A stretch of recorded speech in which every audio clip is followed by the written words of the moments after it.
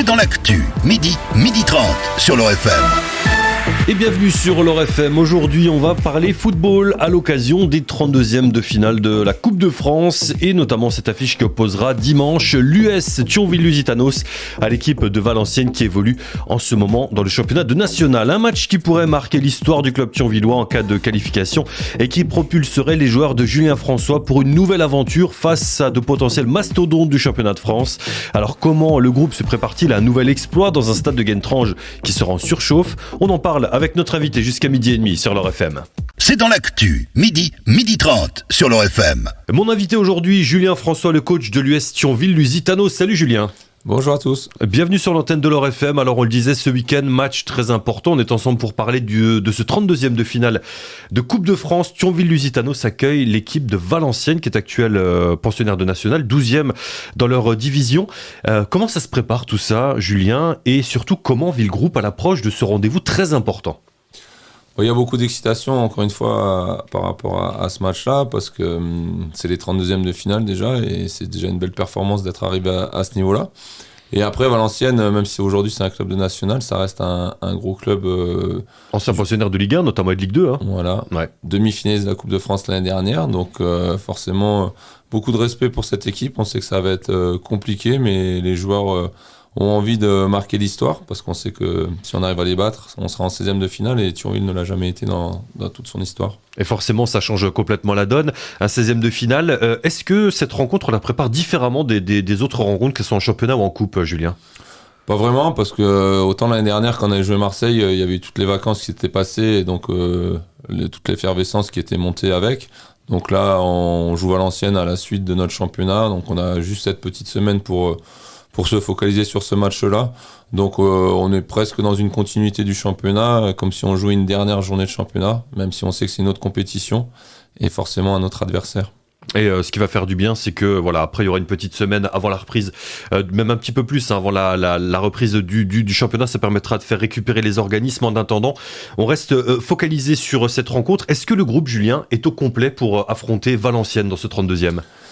Pas tout à fait, parce qu'on a perdu notre gardien, là, Théo Juncker, il y a eu des bobos, sur blessure lors de ce match contre Agno, qui va être absent en 6 semaines. On a après Houssen Zakwani là, qui est encore blessé. Donc pour le reste, oui, on a un groupe qui est quand même large, et en 32e, on a le droit à 20 joueurs sur la feuille de match. Donc la force du groupe sera importante, et on espère donner nos dernières forces avant, comme vous avez dit, une petite semaine de repos pour obtenir cette victoire. Alors justement, de la force sur le terrain, il en faudra, mais de la force autour du terrain, il en faudra également, Julien, parce qu'on sait qu'à chaque match de l'USTL, il y a énormément de supporters qui sont là pour vous porter. L'aventure est magnifique en N2, on espère qu'elle sera encore plus belle en Coupe de France. On va déjà rappeler que les tribunes du stade de Guentrange sont complètes pour ce 32e de finale prévu samedi, coup d'envoi 17h30. Par contre, on peut encore venir autour du stade, encourager Thionville. Avoir ce 12e homme, c'est une denrée importante justement pour ce type de rencontre. Julien, il faut le préciser aux supporters. C'est ça. Alors c'est dimanche, pas samedi. Si dimanche. Ça sera pas le bon jour. Alors, dimanche. Mais oui, franchement, moi l'année dernière, on parle beaucoup de Marseille, mais le meilleur moment de la saison pour moi, c'est le match d'Annecy. Et l'euphorie, l'effervescence qu'il y avait autour du terrain, malgré un temps assez dantesque avec la pluie et tout. Mais c'est sûr qu'on a besoin de ces supporters. On a eu une jauge fixée à 3000.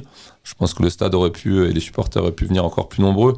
Mais bien sûr que les supporters, comme tous les acteurs majeurs de ce club, les partenaires, ça va être une journée pour vraiment faire une belle communion, et on espère vraiment tout mettre en œuvre pour leur apporter la victoire. Mais forcément, ils auront une grosse part à jouer dans ce que vont mettre les joueurs sur le terrain. Et on espère que l'USTL marquera l'histoire. D'ailleurs, quand on est joueur de football, Julien, tu as un parcours professionnel. Tes joueurs également sont pensionnaires de National 2. Ils jouent en Coupe de France. Quand on est sur le terrain et qu'on a un stade entier qui crie, qui vit pour nous, comment on vit ça sur place? Quand on est sur la pelouse, comment on vit ça? Est-ce qu'on entend les supporters? Oui, on entend, ça donne beaucoup d'adrénaline, ça donne un supplément d'âme, et forcément, jouer à domicile, c'est complètement différent que d'aller à l'extérieur. Et pour nous, en tout cas, remplir le stade, c'est peut-être qu'on le fait une fois par an, j'espère qu'on le refera encore, ça veut dire qu'on aura battu Valenciennes et qu'on pourra continuer à jouer dans ce stade-là le prochain adversaire. Mais oui, forcément, c'est quelque chose qu'il faut qu'il faut vraiment vivre pour le comprendre, mais je vous dis, je reviens sur Annecy, le bruit après les buts, l'euphorie à la fin, l'envahissement du terrain, ça c'est pour des joueurs amateurs, c'est quelque chose inoubliable. Voilà, d'assez inoubliable. Et quand on est coach, justement, parce que voilà, on sait que tu as de la voix, Julien, on t'entend sur les abords du terrain, quand il faut redonner les directives aux joueurs, mais quand il y a cette effervescence, ce bouillon autour de vous, est-ce que les joueurs entendent les consignes encore ? On se demande, finalement, nous qui sommes dans les tribunes. Contre Valenciennes, avec 3000, je pense qu'ils vont encore m'entendre. Contre Marseille, à Metz, devant 28 000, là, vous pouvez crier tout ce que vous voulez, ils vous entendent pas. Donc c'est vrai que moi, j'aime bien les accompagner, j'aime bien donner de la voix, avec Borby aussi sur le côté. Mais voilà, je pense que là, ils vont être quand même en capacité de nous entendre dimanche. Ça sera dimanche, coup d'envoi 17h30, stade de Guentrange. On va continuer de parler de l'actualité de l'US Thionville-Lusitano. C'est de ce grand rendez-vous en Coupe de France avec notre invité Julien François, le coach de l'USTL. Ce sera dans un instant sur l'Or FM. À tout de suite. C'est dans l'actu, midi 30 sur l'Or FM. C'est dans l'actu, seconde partie avec aujourd'hui ce numéro dédié à cette grande rencontre de Coupe de France prévue ce dimanche entre l'US Thionville-Lusitanos et l'équipe de Valenciennes, 32e de finale. Mon invité encore durant quelques minutes, Julien François, le coach de l'USTL. Alors Julien le rappelle, c'est une rencontre qui peut être historique parce que Thionville dans son histoire n'a jamais rejoint les 16e de finale de la Coupe de France. Pour ça, il faudra battre Valenciennes. Alors, la Coupe de France, forcément, Julien, on a vécu la grande épopée de l'USTL l'année dernière avec l'aventure qui s'est arrêtée face à Marseille, dans un Saint-Symphorien plein. On sent finalement qu'on surfe un peu sur la même vague cette année. Est-ce qu'on pourrait dire ça aujourd'hui ? Oui, on peut le dire, même si c'est un groupe assez sensiblement différent. Donc, 2 années de suite où on atteint les 32e. L'année dernière a été une grosse épopée, parce qu'on est monté crescendo. On a été au bout du monde, après on a battu une Ligue 2 en étant pensionnaire de N3 et avec Marseille et tout ce que ça comporte comme euphorie autour. Donc cette année, ça y ressemble un petit peu parce que ce tirage outre-mer en Guyane nous a encore ramené à ces bons souvenirs. Donc j'espère la même issue, on va dire, dans la montée crescendo avec une possible victoire contre Valenciennes. Et on ira chercher notre Ligue 1 peut-être le tour d'après. Certainement, on va croiser les doigts. D'ailleurs, tu le disais, Julien, il y a eu la Nouvelle-Calédonie, la Guyane. Forcément, c'est des épopées qui sentent bon les vacances, il y a l'exploit sportif derrière, mais ça soude un groupe, j'imagine, ces périples. Ouais, complètement. Pour la cohésion, c'est un accélérateur énorme. Pour le club aussi et la ville, c'est une forme de rayonnement. Parce qu'il y a beaucoup de publicité autour de ce genre de match. Après, en plus, par bonheur, on y va avec le maillot de bain, mais on revient avec la victoire. Donc, parce que c'est toujours un petit peu délicat quand vous partez dans des trucs comme ça et que vous revenez avec une défaite ou on va dire qu'on est parti juste prendre du bon temps. Mais oui, c'est du bon temps parce que c'est forcément un cadre et des cadres idylliques. Mais derrière, on s'entraîne, derrière, on a le match en perspective à la fin de la semaine. Et en tout cas, depuis 2 ans, on a de la chance au tirage et on sait faire le travail une fois qu'on est sur place. Bon, pour l'instant, 32e de finale face à Valenciennes. Si ça passe ce dimanche à Guentrange, de quelle équipe on rêve, Julien, aujourd'hui ? On a fait Marseille l'année dernière, on voudrait quoi ? Un Paris Saint-Germain, par exemple ? Ouais, je pense que le président, il voudrait une belle Ligue 1 qui remplisse un Symphorien encore. Non, mais moi après, peu importe, mais c'est sûr qu'il y a encore Metz dans la compétition, ça peut être sympa. Est-ce qu'on a envie du derby aussi ? Ouais, moi franchement, ça pourrait être un truc super sympa. Pour aujourd'hui, dans la Moselle, on est encore loin forcément de Metz, et Metz est forcément le club phare, mais une forme de match, de derby, ça serait génial. Il y a une petite rivalité, sympathique, mais une petite rivalité historique, comme il y a Thionville, il y a Metz. On a envie d'avoir ce derby. De toute façon, alliés, on les avait l'année dernière dans le groupe de N3. Eh oui. C'était la réserve. Aujourd'hui, on est en National 2, ils sont en Ligue 2. On a l'impression que ça fait pas beaucoup de divisions d'écart, mais c'est forcément encore un très très grand écart. Mais non, après, franchement, les joueurs, c'est Marseille, c'est Paris, c'est toujours pareil. Donc, on verra bien déjà qu'on se concentre sur Valenciennes, qu'on arrive à les battre, ce qui resterait quand même une forme d'exploit, parce que Valenciennes, c'est 14 millions de budget, il ne faut pas oublier ça quand même. Ouais, donc, mais après, sportivement, forcément, aujourd'hui, on est en N2, ils sont en N1, donc on a l'impression que l'écart n'est pas si grand. Et en tout cas, c'est ce qu'on va mettre dans la tête des joueurs. Et après, ça sera à eux sur le terrain de tout mettre en œuvre pour, avec le public, aller chercher cette victoire. Et on rêve de l'exploit, en tout cas, et on rêve également d'autre chose qui est très important, Julien, c'est le maintien en National 2, parce que c'est vrai que c'est une division qui est difficile pour le club. Historiquement, ce n'était jamais arrivé pour Thionville. Le championnat reprendra cours en janvier, et il va y avoir le mercato hivernal, qui va permettre de peut-être soit d'acheter de nouveaux joueurs, soit d'en vendre. Comment ça va se passer concernant l'USTL? Vous allez être actif, on le disait tout à l'heure, hein, Juncker est blessé pendant 6 semaines minimum, c'est ça? Ouais. Donc on va devoir peut-être prendre un gardien supplémentaire. Qu'est-ce qu'on va devoir faire d'autre au mercato?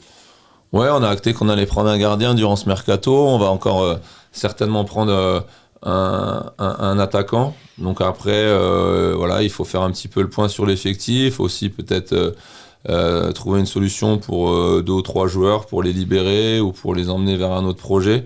Et c'est vrai que cette année, avec la N2, on a eu un recrutement plus large parce que dans la région proche, il n'y a pas forcément assez de joueurs qui ont le niveau pour aller dans ce championnat-là. Et donc du coup, il y a un petit, pas une part de risque, mais on n'a pas forcément la meilleure vision sur tous les joueurs qu'on a fait venir. Et c'est vrai qu'en début de saison, on a eu quelques soucis avec des joueurs qui revenaient, qui sont arrivés en étant blessés, des choses qu'on a un petit peu découvertes. Donc c'est une année d'adaptation. Je pense que pour le maintien, si on continue à travailler correctement, on n'aura pas trop à trembler.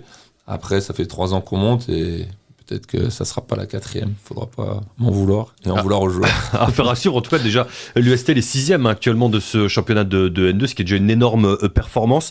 On a quand même senti que depuis le début de la saison, on a soufflé le chaud et le froid, Julien. Avec des résultats, on avait la victoire au bout des doigts et finalement, on restait sur la frustration. Soit il y avait la défaite, soit on était rattrapé dans les dernières secondes, un match nul.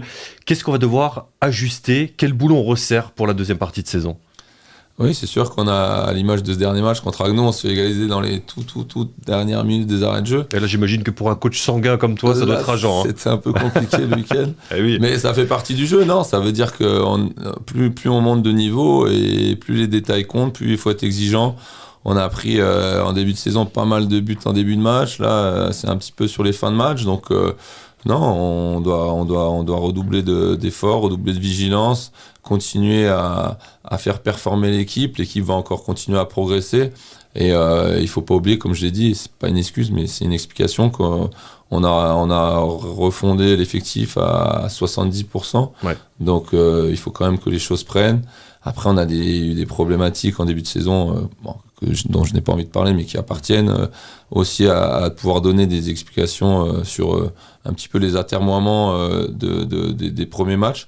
Mais aujourd'hui, j'estime que voilà, l'équipe en tout cas, on a trouvé un bon 11 entre guillemets. Et maintenant, il faut qu'on pousse les joueurs pour avoir un bon 13, un bon 14, un bon 15, un bon 16 et être performant sur cette deuxième partie de saison. Eh bien, en tout cas, on va croiser les doigts pour tout d'abord la Coupe de France et les 32e de finale ce dimanche 17h30 stade de Guentrange.